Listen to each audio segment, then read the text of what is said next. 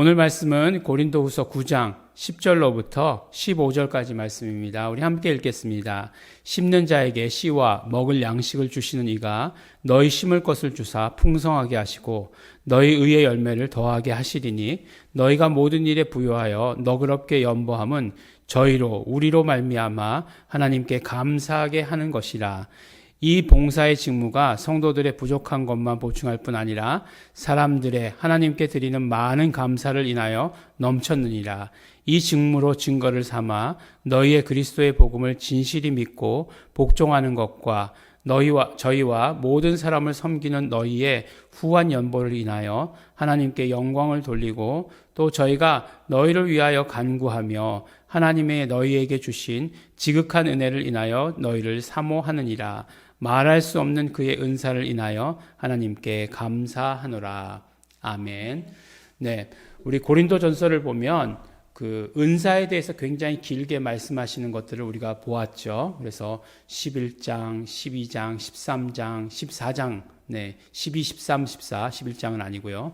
에 걸쳐서 은사에 대해서 이렇게 말씀하시는 것을 들었습니다. 그러니까 고린도 교회는 은사에 대해서 참 할 얘기가 많았다라고 하는 생각이 들어요. 물론 문제가 있었겠죠. 어려운 문제가 있어서 질서를 잡아주시는 것이 있었겠지만 그렇게 이야기했다는 것, 그럼 그만큼 또 은사가 충만했다라고 하는 방증이 될 수 있으니까 그런 것들을 우리가 느끼게 됩니다. 또 연보에 대해서, 헌금하는 것에 대해서도 또 굉장히 여러 장에 걸쳐서 말씀하시는 것을 우리가 듣게 돼요.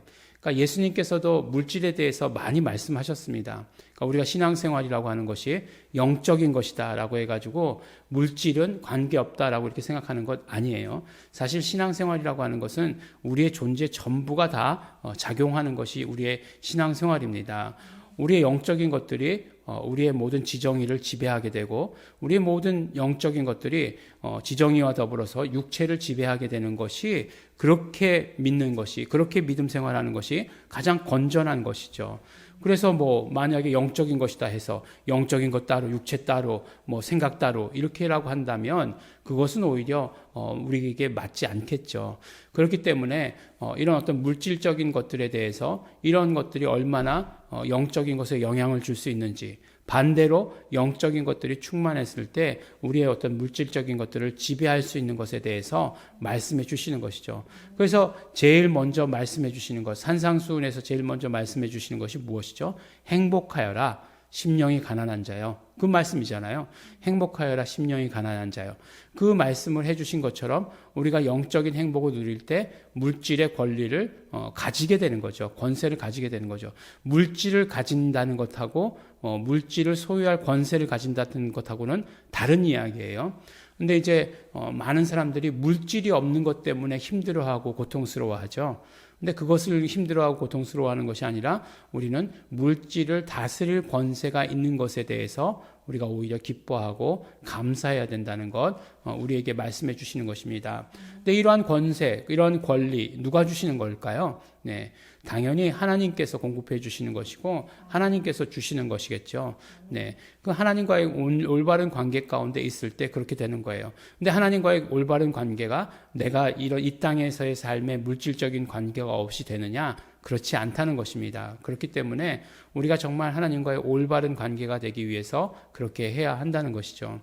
어제 우리가 말씀 가운데 나누면서 두 가지에 대해서 말씀드렸어요. 하늘에 쌓을 수 있는 것 두 가지에 대해서 말씀을 드렸어요. 뭐라고 말씀드렸죠? 하나가 기도고, 우리 또 지지난주에 기도에 대해서 말씀을 나눴었고, 그 다음에 또 한 가지가 뭐라고 얘기했죠? 헌금이다, 이렇게 말씀을 나눴습니다. 예. 근데 오늘 따끈따끈하게 들은 소식인데 또 한 가지가 있어요. 네. 또 한 가지가 있는데 그게 뭐죠? 네, 그렇습니다. 우리가 예수 이름을 부르는 것, 예수 이름을 부르는 것이 바로 하늘에 쌓는 것이라고 이렇게 말씀해요.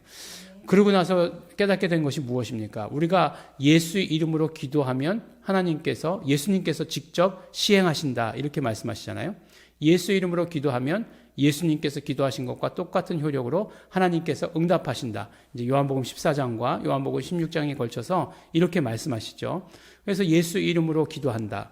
라고 하는 것은 결국 예수 이름을 불러서 기도한다라고 하는 것인데, 그럴 때 어떻게 그렇게 당당하게 기도하고 또 하나님께서 그렇게 응답해 주신다라고 확신할 수 있느냐? 예, 예수 이름을 쌓았기 때문이다라고 이렇게 말씀하시는 것입니다.